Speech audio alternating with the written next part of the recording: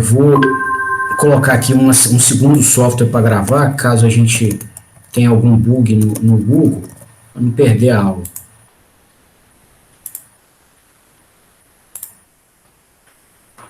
Bom, para melhorar a qualidade do áudio, eu também vou gravar a aula com o microfone, tá? Que inibe a saída de áudio do meu computador. Então, se alguém quiser tirar alguma dúvida, escreve um chatzinho aqui no canto, o cantinho aqui da tela eu vejo sempre, e, e aí eu atendo a pessoa, eu tiro o microfone e a gente conversa por áudio, tá? Então, na aula passada, a gente começou a apresentar um exemplo de projeto de sintonia de ganhos dos compensadores utilizados pelo controlador por realimentação de estados, né? Então, o sistema mecatrônico integrado, né, contemplando esse controlador e o sistema mecânico, ele é apresentado aqui na tela, tá? Só para a gente recuperar, que esse diagrama de blocos a gente usa toda hora para orientar nosso raciocínio. Então, esse sistema, né, ele contempla os elementos aqui do eixo mecânico, tá? Aqui não está representada a carga, mas tem o torque de carga também, que tem a sua dinâmica regida pela segunda lei de Newton. Então, somatória de torques vai ser o torque de aceleração, que é o momento de inércia vezes a aceleração angular. Se a gente divide o sinal do torque de aceleração, que eu estou escrevendo aqui, pelo momento de inércia, a gente tem a aceleração angular, integrou a aceleração angular, a gente tem a velocidade, integrou a velocidade, a gente tem a posição angular. O nosso controlador trabalha com uma estrutura de realimentação, então a gente realimenta o sinal de posição angular aqui, que existe no eixo, e compara essa posição realimentada com o sinal que o cliente gostaria que tivesse no eixo, é o comando do cliente, que ele gostaria que se apresentasse no eixo mecânico, né, que a gente coloca como θ asterisco. Então, pela comparação entre o que o cliente quer e o que realmente existe no eixo mecânico, a gente vai apurar um erro, e esse erro ele é compensado por ou ele é regulado aqui, ou ele é tratado, né, ou rejeitado por 3 compensadores, o BA, o KA e o KIA. Tá? Cada um deles produz uma parcela do comando de torque, né, e essas parcelas serão somadas para sintetizar o comando total de torque eletromagnético. Bom, esse sinal de torque eletromagnético, sintetizado pela ação dos compensadores, ele vai ter que obedecer a premissas que vão garantir a qualidade da operação do sistema mecatrônico, pelo menos na parte que tange ao controle, né? Tem N outros elementos aqui que vão influenciar na qualidade do sistema mecatrônico, mas na parte do controle existem premissas, indicadores de qualidade que nos falam o que tem que acontecer com o sinal de torque para que o desempenho do sistema seja satisfatório, né? E aí nós mostramos, né, nas aulas passadas, que essas premissas são, né, as premissas que o sistema tem que atender, são as premissas de rastreamento de trajetória, rejeição de carga e robustez no sentido de controle. Então, nós aprendemos a calcular, né, os ganhos daqueles compensadores para que essas 3 premissas sejam respeitadas. Tá? E aí, na aula passada, a gente começou a fazer um exemplo com esse projeto, né? A gente mostrou a metodologia de projeto completa e começamos a fazer, né, um projeto a partir de um exemplo que eu apresentei. Deixa eu só pegar, vai estar em outro documento aqui.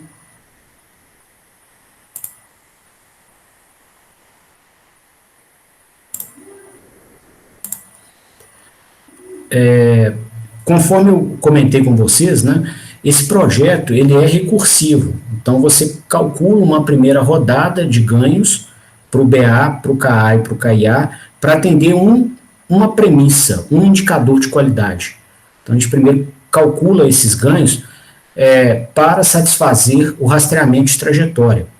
E dentro do critério de rastreamento de trajetória, esses ganhos podem ser calculados até em 2 rodadas, né? Uma primeira rodada de cálculo é feita para alocar bandas passantes para o sistema, e uma segunda rodada de cálculo para garantir erro de rastreamento adequado. Né? Eu comentei com vocês, esse segundo critério aqui, ele é implementado porque a gente pode até conseguir, né, ao se alocar os polos e as bandas passantes do sistema, você pode até conseguir ganho unitário entre as amplitudes das cossenoides de entrada, que é o comando, e saída, que é o que aparece no eixo. Mas pode haver defasamento angular entre essas cossenoides. E esse defasamento angular pode levar a erros proibitivos ou inadmissíveis pelo cliente. Tá? Então, a gente faz um refinamento do critério de alocação de bandas passantes ou polos com esse outro critério aqui de erro de rastreamento de trajetória. Então, a gente fez isso, né, até semana passada e começamos a verificar o comportamento desse sistema no Simulink. Tá? Também deixamos aqui um memorial de cálculo, está aqui no MATLAB, o nosso memorial de cálculo, onde cada uma dessas etapas foi descrita e traçada. Tá bom?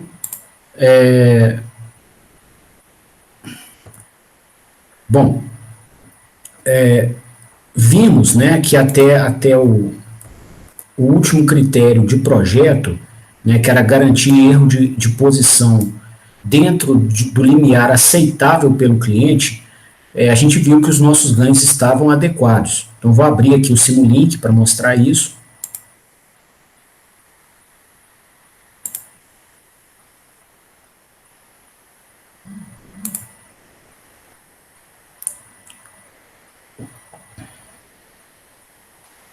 Tá? E enquanto o Simulink está abrindo aqui, pessoal, só também recuperando as premissas de projeto, que toda hora a gente tem que raciocinar em cima delas, tá? Então, esse era um projeto que o cliente exigia o rastreamento de um sinal de posição cossenoidal de amplitude 1 radiano e meio Hz de frequência. Tá? 1 radiano é mais ou menos 60 graus, então é uma planta mecatrônica que na ponta de eixo do motor, né, você vai ter algo que vai excursionar de menos 60 graus até mais 60 graus e voltar a menos 60 graus com 2 segundos mais ou menos. Né? Na frequência de meio Hz, dá um período de 2 segundos. Então, isso pode ser um distribuidor de reagentes químicos, um distribuidor de grãos em um silo, um distribuidor de reagentes num alto forno, uma mesa transferidora de peças, tá? Um sistema de aeração de um tanque, qualquer coisa com essa estrutura. O erro máximo admissível pelo cliente da aplicação, né, no rastreamento do sinal de posição, é de 0,1 radianos, aproximadamente 6 graus. Então, é o máximo que o nosso sistema pode errar. Tá? Então, a posição que aparece aqui no eixo mecânico, que está em azul, ela não pode ser diferente, né, de mais do que 6 graus do comando que o cliente aplica. Tá bom? Na frequência aqui de meio Hz, que é a frequência do comando dele. Tá? O torque de carga do cliente também foi identificado.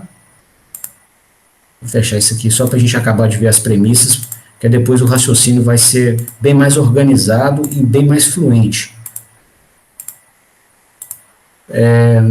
O torque de carga dessa planta, ela vale 4 vezes ω-mec ao quadrado. Tá? Então, né, conforme a gente viu no curso de teoria de máquinas, no primeiro módulo, isso aqui caracteriza sistemas viscosos, tá? Fluidos, bombas, exaustores, água, tá? Então, são torques quadráticos aqui. Tem aqui também os parâmetros do sistema mecânico, que a gente precisa para o projeto, ok? Bom, então, a gente usou de todas essas informações, tá? E fizemos aqui as duas primeiras rodadas de cálculo de ganhos, tá? Tá na gravação da aula da semana passada, né? A digitação linha a linha, esse programa nasceu do zero, a gente foi fazendo um projeto e criando o memorial de cálculo dele. Então, na gravação da aula passada tem, né? Isso aqui passo a passo. E aí a gente, inicialmente, né, para conseguir alocar bandas passantes adequadas, a gente calculou os valores dos ganhos, do BA, do KA e do KIA, traçamos aqui, né, a função de transferência entre a posição e o comando de posição, para ver se essas bandas passantes estavam sendo respeitadas com os ganhos que a gente calculou. Elas estavam sendo respeitadas, e depois a gente calculou, com os mesmos ganhos, a função do erro de posição, tá? Para ver se o sistema, com os ganhos que nós calculamos, se ele era capaz de promover rastreamento de trajetória com erro aceitável, ou menor do que 0,1 radianos. Isso também foi verificado, tá? O próximo passo do projeto é implementar o critério de rastreamento de trajetória, de rejeição de carga. Então, a gente agora precisa ver se os nossos ganhos fazem com que o sistema consiga rejeitar carga. Né? Rejeitar carga significa não permitir que a carga promova erros consideráveis ou erros inadmissíveis nos sinais de trajetória mecânica. Tá? Então, quando a carga do cliente entrar aqui, né, você vai ter uma segunda entrada no seu sistema de controle, e essa segunda entrada ela vai promover uma resposta em cada um dos sinais de trajetória mecânica. Né? Essa resposta vai ser superposta, somada com a resposta que esses sinais vão apresentar mediante a ação do comando do cliente, que é a outra entrada. Então, a nossa ideia é que a parcela da resposta, né, a parcela desses sinais correspondentes ao torque de carga, que elas sejam bem baixinhas. Tá? A gente quer, na verdade, que os nossos sinais de trajetória mecânica fiquem nos níveis comandados pelo cliente, né, com os valores comandados pelo cliente e não com os valores perturbados pela carga. Tá bom? Então, a gente vai fazer, né, uma revisita aos valores aqui dos compensadores para ver se o sistema está suficientemente rígido, né, no sentido dinâmico, para não deixar que a carga perturbe apreciavelmente as nossas trajetórias mecânicas. Né? Ou seja, aqueles elementos virtuais, a gente até fez em uma das aulas uma associação desse sistema de controle com elementos mecânicos virtuais, onde a gente controlava, né, o efeito de mola desse sistema mecânico virtual, o efeito viscoso desse sistema mecânico virtual e o efeito de integral de mola desse sistema mecânico,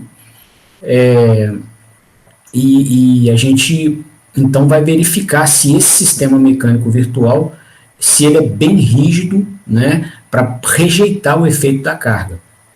Tá bom? Então é isso que vai ser envolvido aqui no nosso projeto, usando a rejeição de carga.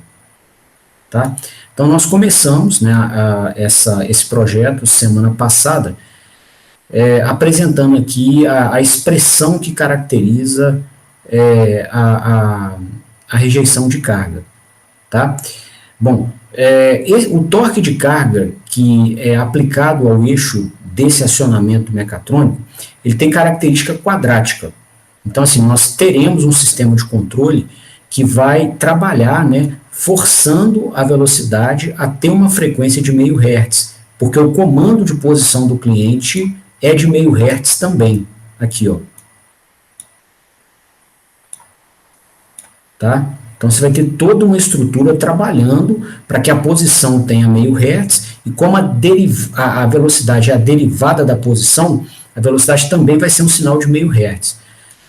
Quando você pega e utiliza, né, essa cossenoide de meio Hz da velocidade para caracterizar o torque de carga, né, você vai ter aqui o quadrado né, conforme foi apresentado nas premissas do projeto. Então, você tem que processar, né, a multiplicação de duas cossenoides para entender a frequência que vai ter o torque de carga, ou você tem que fazer uma convolução desses dois sinais no domínio da frequência, né?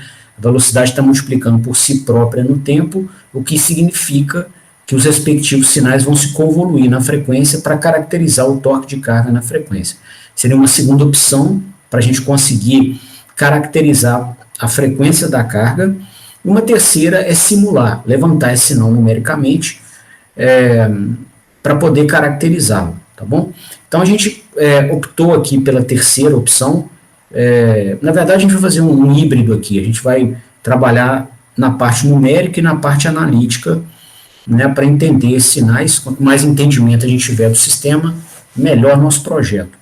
Então, a gente implementou, né, um bloquinho aqui para caracterizar a carga, né? Ele está aqui, ó, voltando aqui na somatória dos torques, que caracteriza a dinâmica do eixo mecânico, e a dinâmica do eixo mecânico está aqui, com sinal de velocidade e posição na saída. Tá? Deixa eu só salvar isso aqui com outro nome, porque acho que está com o mesmo nome do arquivo .m e ele não vai deixar a gente rodar. Sintonia de computadores.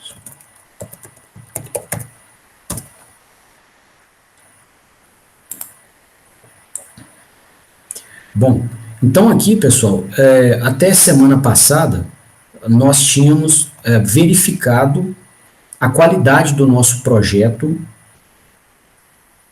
para rastreamento de trajetória. Então, não havia torque de carga no sistema, né?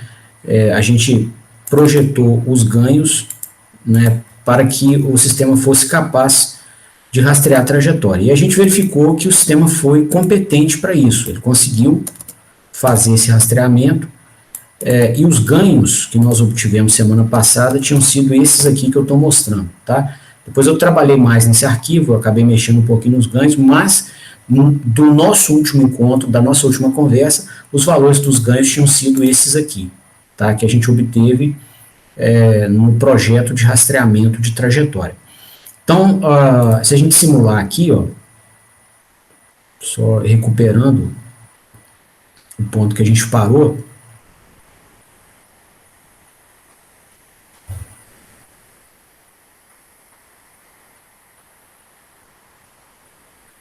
tá? O comando do cliente está aqui, é um sinal cossenoidal com amplitude de 1 radiano, né? Então o valor de pico é mais 1 e o valor de pico é menos 1. Ele faz um ciclo em 2 segundos, o período é 2 segundos, a frequência, que é o inverso do período, vai ser 1/2, que é meio hertz, que foi o sinal de comando que a gente apresentou na sessão de premissas do projeto. Tá? Aqui está a posição angular apreciada no eixo mecânico, tá? Tem os mesmos parâmetros de cossenoide, pelo menos numa análise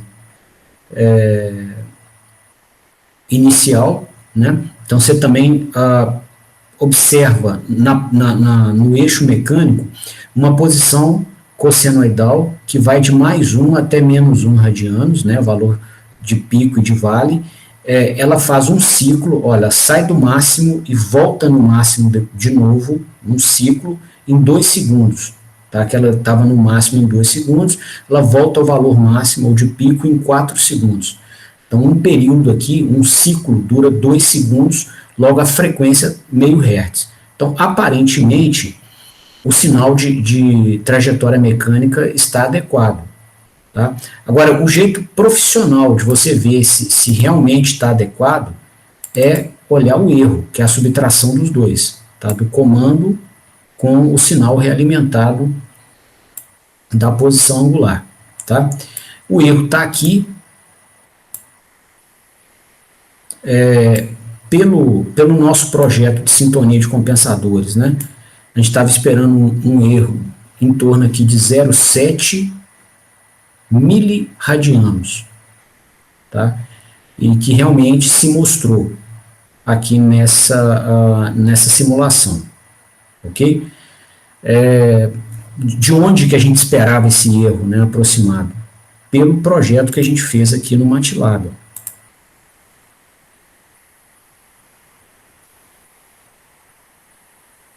Tá, não está deixando rodar porque o outro está rodando. Vou fechar aqui então o Simulink. Opa, fala, Gustavo. Pessoal, só uma dúvida ali no gráfico. No início dele tem uma barriguinha ali, né? No gráfico do erro, no caso. Uhum. Isso aí eu posso falar que é por causa do amortecimento do sistema, não? Que ele não está tão amortecido? A resposta, né, não está tão amortecida? Ô, Gustavo, aqui existe um transitório onde a gente ainda acomoda um pequeno erro, tá? No caso, cara, se ele tivesse mal amortecido, você ia ver oscilações, tá? Então aqui, na minha opinião, né, não é por baixo amortecimento ainda não, tá? É só realmente um transitório. E esse transitório aqui, Gustavo, ele leva a um erro muito brusco, porque o comando de posição é uma cossenoide.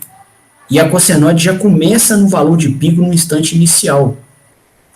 Enquanto o próprio eixo mecânico está no zero, o comando, desculpa, a posição, o sinal de posição do eixo mecânico está no zero, o comando de posição já começa no 1. Então, a gente vai observar com isso um erro de posição, que é a subtração dos dois sinais, né, muito brusco. Tá? E aí o sistema reage a isso, né, e aí você tem um pequeno overshoot aqui, mas que por esse sinal aqui ainda não dá para se dizer que o sistema está subamortecido. Até porque a gente calculou polos alocados no eixo real. Tá? Tá. Sem parte imaginária. Tá. Aí, no caso, por exemplo, se eu quiser contornar essa situação, né, eu não fizer esse erro tão grande assim, mesmo no meu transitório, posso falar que uma solução seria eu aplicar uma senoide em vez de uma consenoide, não? Sim, sim. Podemos até tentar aqui, ó. Aqui, ó, esse bloquinho ele implementa uma senoide. Nós convertemos ele numa cossenoide colocando um defasamento, essa phase aqui de π sobre 2. Se colocar zero, vamos ver qual que é o resultado.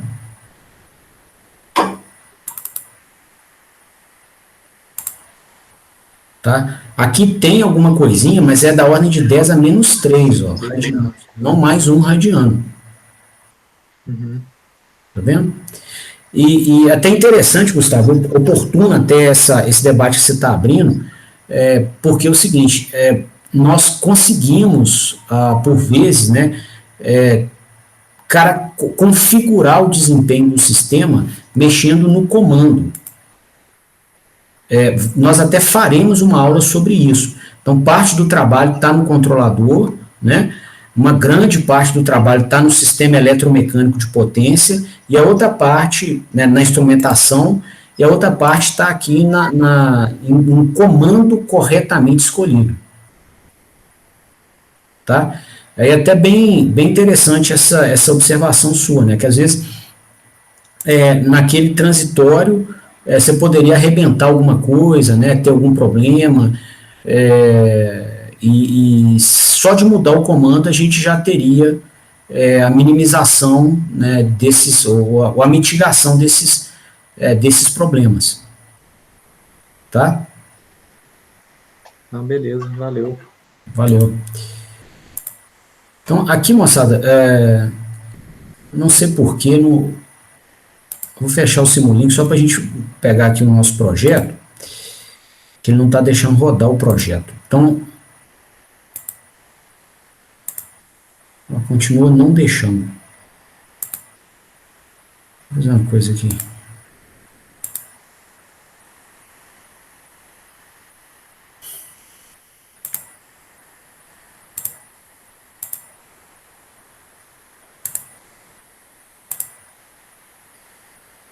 tá? Então, aqui, a gente tinha o nosso projeto, né? Essa curva, deixa eu colocar título nela aqui para facilitar o nosso raciocínio, tá?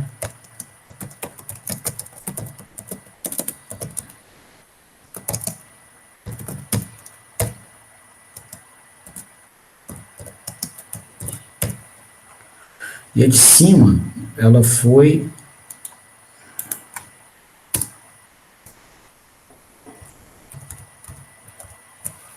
a posição, né?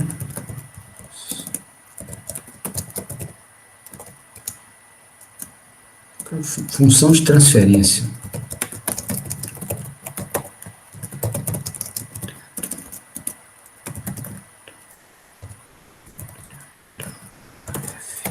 Aqui é a dimensional.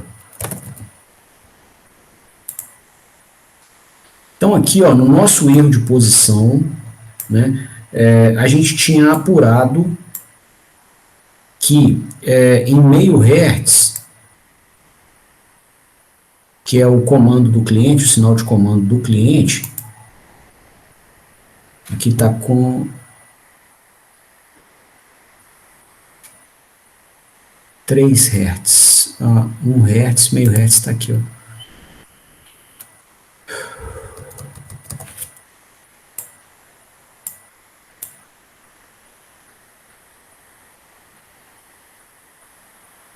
Aqui, ó, que em meio Hz, né, a gente esperava aqui um erro de posição de 0,7 miliradianos para cada 1 radiano de amplitude do comando.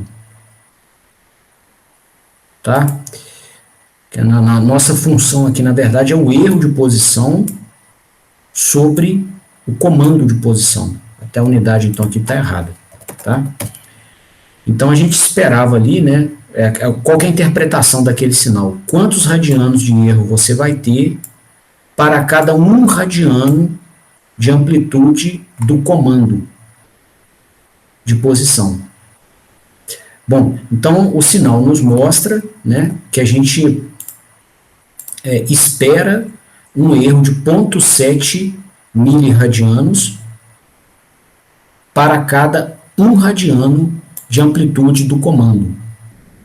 Como o nosso comando tem 1 radiano mesmo, né, o erro que a gente viu lá no Simulink deu 0,7 miliradianos. Nasceu daqui. Né? E aí nós aprovamos o nosso projeto de sintonia sob esse critério, porque o erro máximo que o cliente admite é de 0,1 radianos nessa amplitude. Então, nosso projeto está folgado, passou folgado no que tange a rastreamento de trajetória. Tá? A gente teria problema se esse valor aqui em Y, né, se esse erro fosse maior do que 0,1 radiano, tá? Ele é muito menor, ele é mais de 100 vezes menor, ok? Bom, então, a gente vai proceder agora à nossa última etapa de projeto, né? Que é o projeto para rejeição de carga.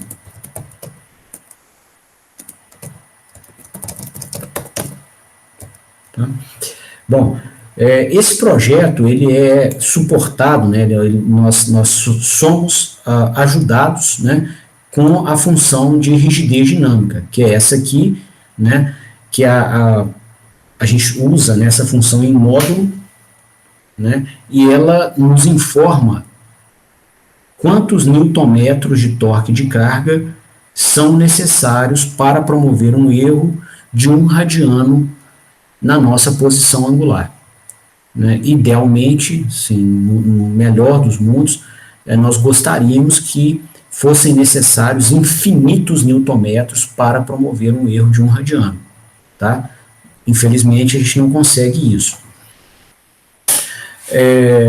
Bom, então vamos olhar lá no Simulink, né, qual que é a frequência que esse torque de carga possui, pelo menos a componente harmônica de maior amplitude pode ter mais de uma frequência, né? Já que a gente está elevando ao quadrado aqui a velocidade para obter o torque.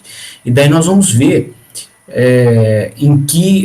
qual que é a rigidez dinâmica naquela frequência, tá? E vamos conferir, então, se a gente vai precisar refinar os ganhos ou não. Então, vou voltar ao Simulink.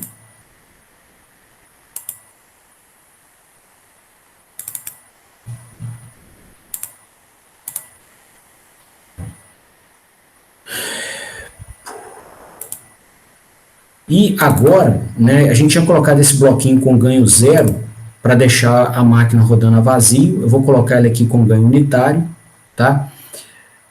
Para quem não assistiu semana passada, tá? Eu programei aquele torque de carga que varia com o quadrado da velocidade assim, ó. Eu não podia só pegar aqui a velocidade e elevar ao quadrado, porque se eu fizesse isso, eu sempre teria um torque de um único sinal matemático que é positivo. Tá? E o torque de carga, na verdade, ele promove um efeito de rotação contrário à velocidade angular da máquina. Tá? Então, eu precisava, né, que o pacote de simulação incorporasse um sinal de torque de carga que fosse positivo ou negativo e contrário à velocidade mecânica. Então, quando a velocidade estivesse no sentido que a gente arbitrou positivo, o torque de carga tinha que ser negativo. E quando a velocidade estivesse no sentido arbitrado negativo, o torque de carga tinha que ser positivo. Tá? Então, a gente criou esse sinal de torque de carga com esse bloquinho aqui, né?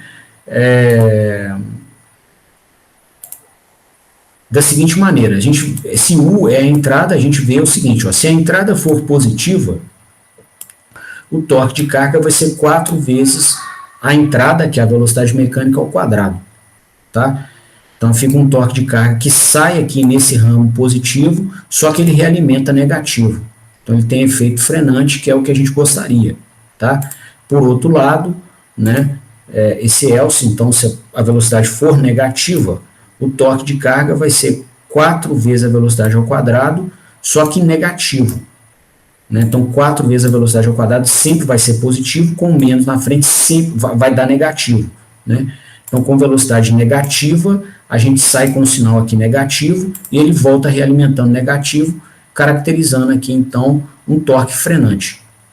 Tá? Então, foi isso que a gente usou para poder montar aqui, para poder modelar a carga. Nós vamos, então, simular esse sistema com a presença aqui da carga agora, né? E inicialmente, né, a gente estava até comentando em caracterizar a carga, o sinal da carga está aqui, tá? Passado o transitório, né, a nossa carga, ela tem aqui uma frequência na componente harmônica de maior amplitude de meio Hz. Então, ela está no valor de pico, em torno aqui de 2 segundos, e ela volta ao valor de pico, completando um ciclo em 4 segundos. Então, período de 2 segundos, a frequência, que é o inverso do período, vai dar meio Hz. Esse sinal, ele não é uma cossenoide sem distorção harmônica. A gente observa aqui esses bicos, né? Aqui, esses pequenos deslocamentos aqui. Então, nós temos, né, além da componente aqui de meio Hz, nós temos outras componentes espectrais presentes, tá? Me sugere aqui bastante 1 Hz, tá? Ela sai do vale, vai no pico e volta no vale em 1 segundo. Então, faz um ciclo em 1 segundo, um período de 1 segundo, a frequência que é o inverso do período, 1 Hz. Então, me sugere aqui que a gente tenha, né, também uma componente de em torno aqui de 1 Hz presente. Ó, ela vai se repetindo aqui nos outros ciclos do sinal. Tá bom? Com a presença dessa carga,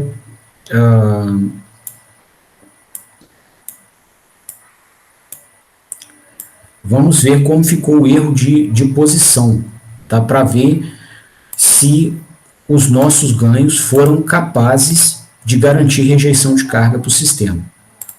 Então, está aqui o erro de posição, né? E lembrando das premissas do projeto, o erro de posição máximo admissível era de 0,1 radianos. Ok? E com a carga presente, a gente está com um erro de quase 0,3. Então, o sistema não está satisfatório, né, no que tange a rejeição de carga.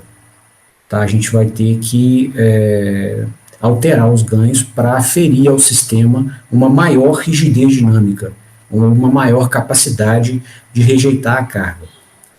Ok? Bom, o nosso projeto ele é todo pautado, né, na frequência e a gente vai fazer esse refinamento de ganhos, né, olhando qual que é a rejeição de carga promovida pelo sistema no atual cenário a meio Hz, que é a principal componente espectral aqui da carga, e vamos ver qual que deveria ser a rejeição de carga do sistema nessa mesma frequência de meio Hz. Tá bom? E aí nós vamos acertar os ganhos por esse caminho. Então essa é a ideia, nós vamos agora desenvolver ela passo a passo. Bom, então aqui, ó, das aulas, né, a gente tem a função de rigidez dinâmica, né, para poder caracterizar aqui a rejeição de carga. A gente vai implementar essa função no MATLAB.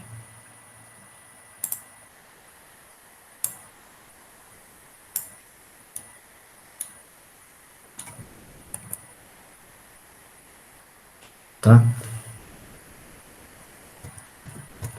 TL sobre θ. Então vai ser, como nós vamos pegar valor absoluto, eu nem vou colocar esse menos aqui, tá? Já vou fazer de uma vez. J vezes S. Na verdade, você observa que aqui é o polinômio característico, né? Já é o denominador das funções de transferência que a gente fez ali em cima, tá? Então vou só copiar. E aí nós vamos traçar esse sinal, tá? O S, os valores de frequência, a gente já tinha definido, tá? Tá aqui em cima, ó. A gente pegou aqui de 10 mHz até 100 Hz, tá? Só que são sinais em radianos por segundo, então a gente multiplicou por 2π, ok?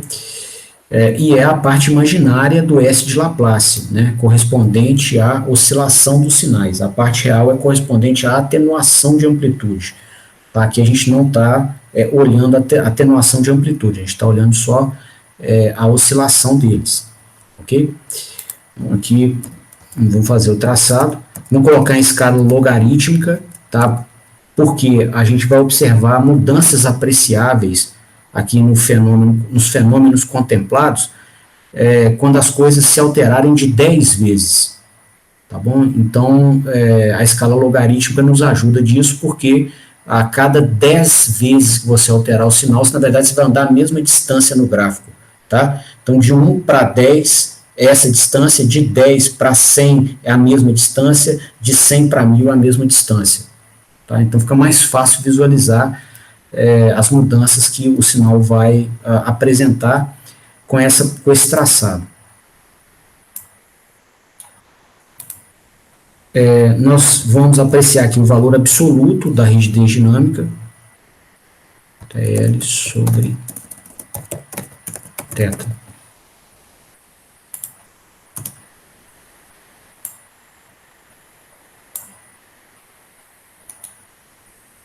Frequência e aqui rigidez dinâmica, que está em Newton-metro por radiano. Tá? É muito saudável, pessoal, na hora que você estiver mexendo com essas funções, para você não se perder aqui nos cálculos, que você interprete o sinal, tá? Então eu estou sendo bem incisivo nisso, porque ajuda. Tá? Quantos newton-metros são necessários para promover um erro de 1 radiano? Quantos radianos de erro para cada 1 radiano de amplitude do comando, tá? Isso ajuda a mente a manter a interpretação física das coisas, ok?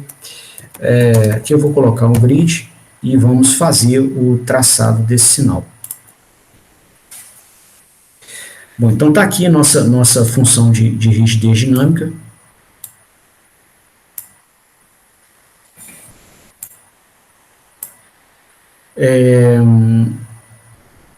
Esse sinal nos mostra que na frequência de meio Hz, que é a frequência do nosso torque de carga, que a gente viu lá no Simulink, está aqui 0,1 Hz, meio Hz vai estar aqui assim mais ou menos, ó. Tá? Que são necessários 133 newtonmetros, 133,6 newtonmetros, para produzir um erro de 1 radiano. Tá? Então vamos anotar isso.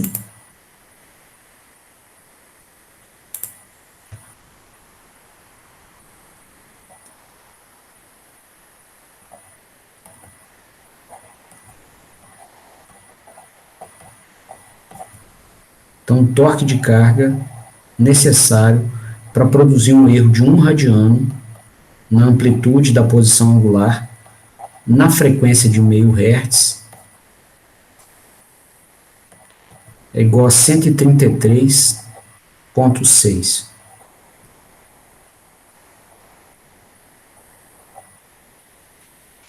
Certo?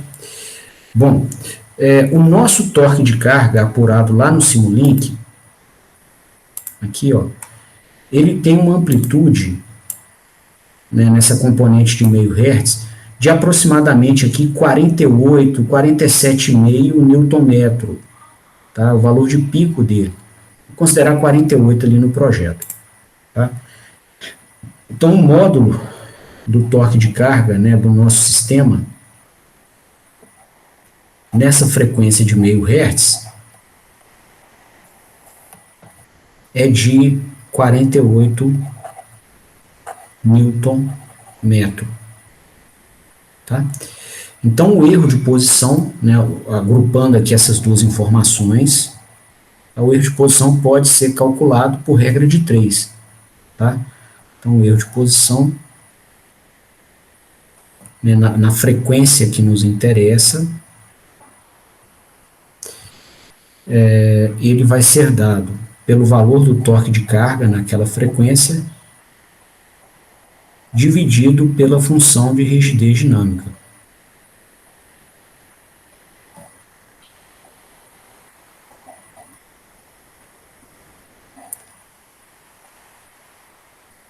Tá? Então, são 48 newton-metro sobre 133,6 newton-metro para cada radiano. Tá? Então, o resultado é um erro de posição, né? 48 sobre 133. Vou fazer aqui no MATLAB.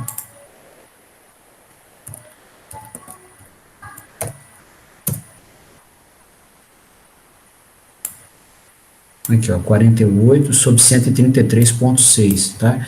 Então, deu um erro de posição, né, em amplitude de 0,3593, 0,36 radianos, tá? Então, o nosso erro de posição esperado aqui pelo projeto é de 0,36 radianos, tá? Que, inclusive, se confirma lá pela simulação. Tá? Foi o que a gente viu aqui, olha o erro de posição decorrente da entrada da carga. Aqui em torno de 0,3 mais ou menos, 0,31. Tá? Então essa proposta nossa aqui, ela tem aproximações, né, que não deixa o cálculo exatamente idêntico ao que você vai ver na simulação, mas a aproximação é muito boa. Né? E ela traz uma vantagem de nos blindar, de ter que mexer com polinômios de terceiro grau para calcular raiz, para ter polos, né? Para daí alocar polos. Tá? Então, assim, o que a gente perde aqui pelas simplificações matemáticas fica muito, muito, muito bem pago pela conveniência de cálculo. Fica um cálculo bem mais fácil, né, por essas aproximações que nós fizemos. tá? Então tá aqui, você tem um erro, né, previsto aqui em projeto de 0,36 radianos, deu aqui em torno de 0,31, tá? O cliente admite no máximo 0,1, né? Então esse erro aqui, ele é maior do que o erro máximo admissível pelo cliente, né, que nas premissas de projeto nós comentamos, era igual a 0,1 radianos.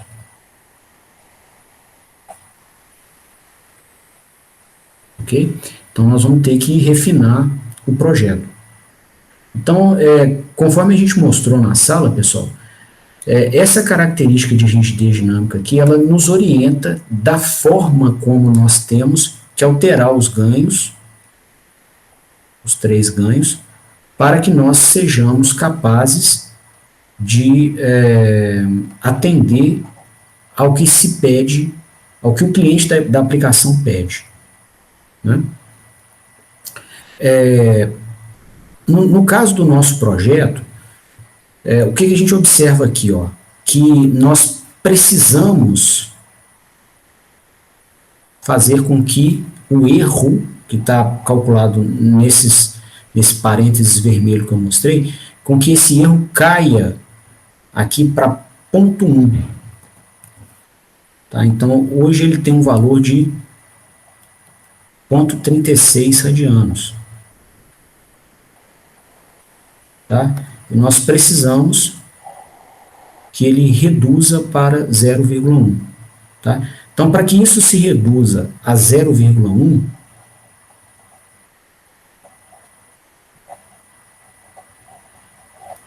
né, o que tem que acontecer? A nossa rigidez dinâmica tem que cair.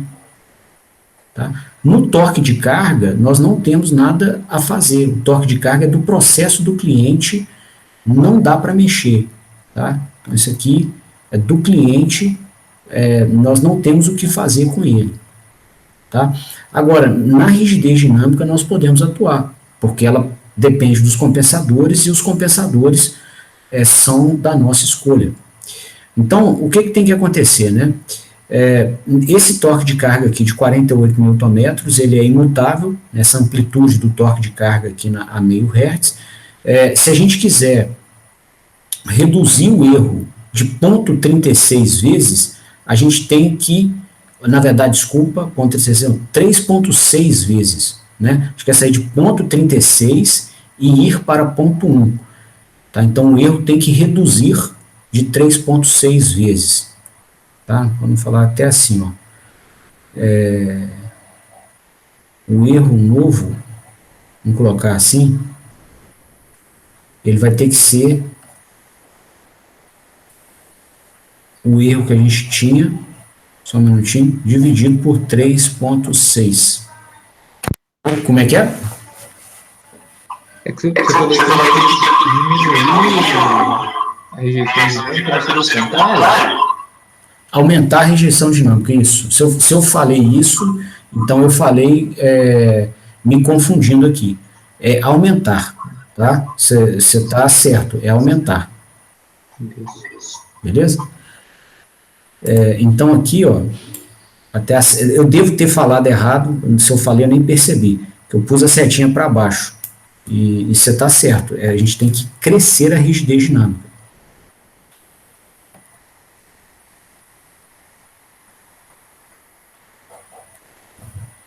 Tá bom? Então, nós vamos ter que fazer, né, com que o erro novo, né, vai ser atingido pelo sistema, ele seja o erro que a gente apurou dividido por 3,6. Tá? Então, para esse erro cair de 3,6, nós vamos ter que subir a rigidez dinâmica aqui, que está no denominador, de 3,6. Tá? No caso, pessoal, o nosso sistema, ele tem uma função de rigidez dinâmica com polos alocados em meio, 5 e 50 Hz, né? Tinha sido o nosso projeto. Tá? Então, vou colocar aqui na frequência, tá? E a gente tinha alocado os polos em meio, 5 e 50 Hz. Eram os polos adequados para que o sistema tivesse banda passante suficiente para rastrear a trajetória. Tá? Nós definimos isso no primeiro critério de sintonia. Bom, e aí, com esses polos, né, alocados nessas frequências, a gente caracteriza aqui quais compensadores que dominam cada faixa de frequência. Então, o KIA domina em baixa frequência, depois vem o KA, depois vem o BA, e depois quem domina o comportamento dinâmico é o próprio momento de inércia do conjunto rotativo. Tá? Quando o KIA domina o comportamento dinâmico, né, a rigidez dinâmica do sistema é basicamente dada por KIA sobre S. Quando é o KA, basicamente KA. Quando é o BA, é B mais BA vezes S. E quando é a inércia do sistema, é JS ao quadrado.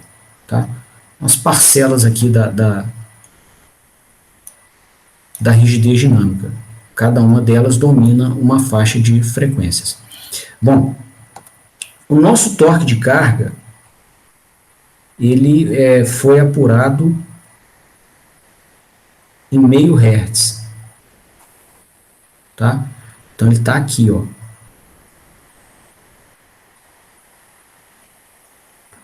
Na região, ou na interface, né, da região de dominância do KIA para o KA. Tá? Então, conforme nós apuramos aqui em cima, ó, nós precisamos que a rigidez dinâmica cresça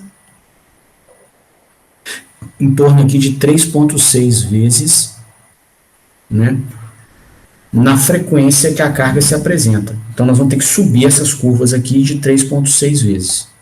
Tá? Então, se o KA, né, da nossa primeira rodada de projetos, aqui vale, vamos conferir, acho que ele vale 98, se eu não me engano, mas deixa eu olhar aqui para eu não errar. Aqui, ó, o KA vale 98,7. Tá? Então, e o KIA 310. Então, aqui, ó, 98,7. O KIA sobre S, 310 sobre S. Tá? E o BA, 3,14. Tá? Então, aqui, o B é 1 mili, tá? 1 mili mais 3,14 vai dar 3,14. Então, 3,14 vezes S. Tá? E nós queremos, né, que essa rigidez dinâmica cresça de 3,6 vezes. Então, o KA aqui nessa frequência e o KIA, né, para manter a posição dos polos, vão ter que crescer aqui. Então, o KA está mais ou menos em 100, ele vai ter que ir para 100 vezes 3,6, 360. Tá? Então, nós vamos subir o KA para cá.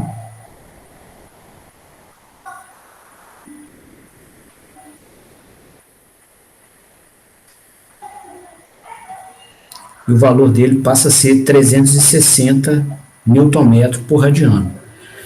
Se a gente crescer o KA sozinho, tá? Nós até vamos garantir rejeição de carga. Tá? Só que nós vamos perder o primeiro projeto, porque o polo de meio Hertz veio para cá. Então, para não perder o primeiro projeto, a gente vai subir também o KIA de 3,6 vezes. Tá?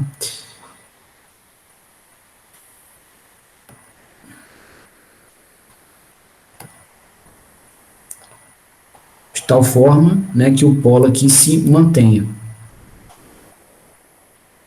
Tá? Pelo mesmo argumento, né, para manter o outro polo, a gente vai subir o BA de 3,6 vezes.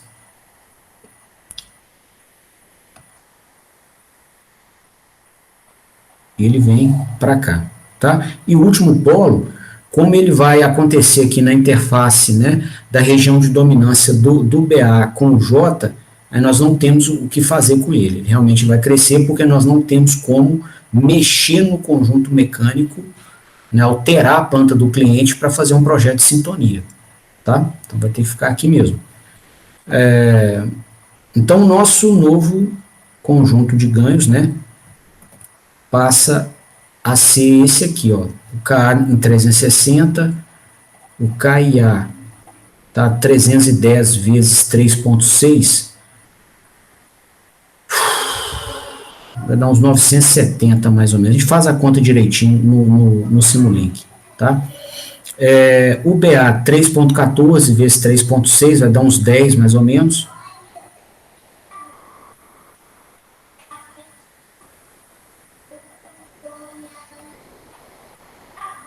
Tá? E o J a gente não mexe.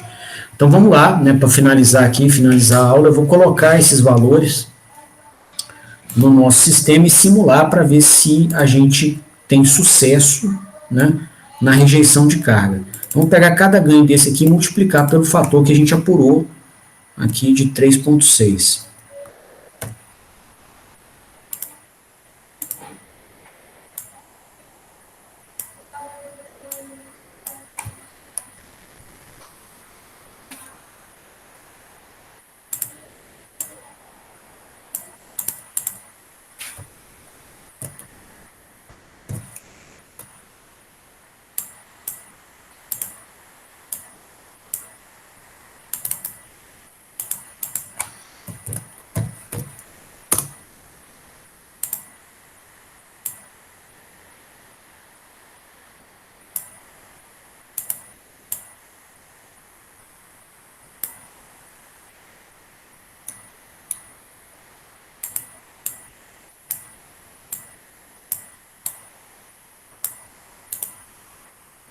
Beleza? Então tá aqui, vamos simular.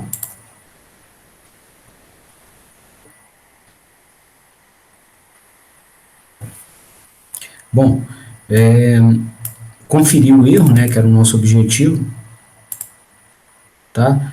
Então aqui o nosso erro, né, tá com valores máximos de 80 miliradianos, tá?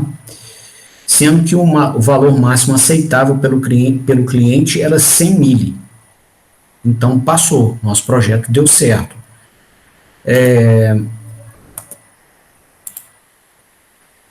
Aqui, ó, só conferindo, né, se o rastreamento de trajetória tem sinais adequados, a gente está com uma senoide aqui, né, de posição, a amplitude está próxima a 1, tá, mas ainda assim o erro está dentro do que o cliente aceita, então, ok. O torque de carga, aqui, ó, ele se apresentou com essa característica, né, está em torno aqui dos 42 Nm, mais ou menos, tá? Se vocês observarem aqui, o torque eletromagnético vem quase igualzinho, tá? Então, nesse projeto aqui, a maior parte do torque eletromagnético é usado para rejeitar a carga, tá? Isso é bem comum em vários projetos, ok? Quem mais exige do sistema mecatrônico é a carga, tá? Então tá aqui os dois, ó. E a proposta, realmente o torque eletromagnético ele tem que seguir bem a carga para que ele contra-ataque a carga, né? Ou a rejeite, tá? Bom, isso aqui encerra, pessoal, o que eu queria apresentar para vocês hoje. Hoje é um horário só, a gente vai continuar discutindo amanhã. Eu queria então abrir a palavra para dúvidas, considerações, eu estou disponível. Fala, João. Eu gostei dessa parte porque você falou que tem que regular o erro para 0,1 radiano, né? E a gente teria que multiplicar por 3,6. Como é sempre bom ter um erro próximo de zero, por que eu também não poderia multiplicar por 4, por 5, e se isso poderia me custar sei lá, em dinheiro ou em custo, algum custo dentro do projeto? Ô, João, poderia, tá? O único cuidado a se tomar,